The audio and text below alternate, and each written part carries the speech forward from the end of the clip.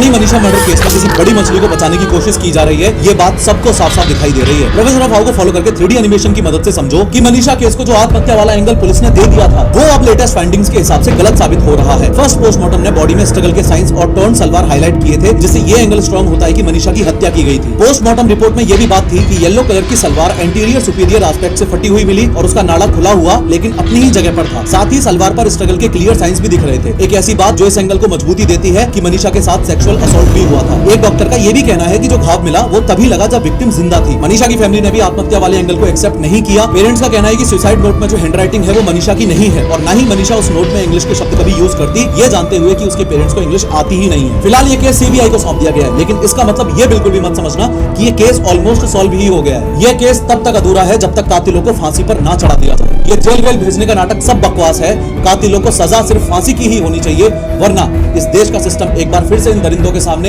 ये example set करेगा कि रेप और मर्डर जैसे हीनियस क्राइम्स के बाद भी जिंदगी तो यूं ही चलती रहेगी।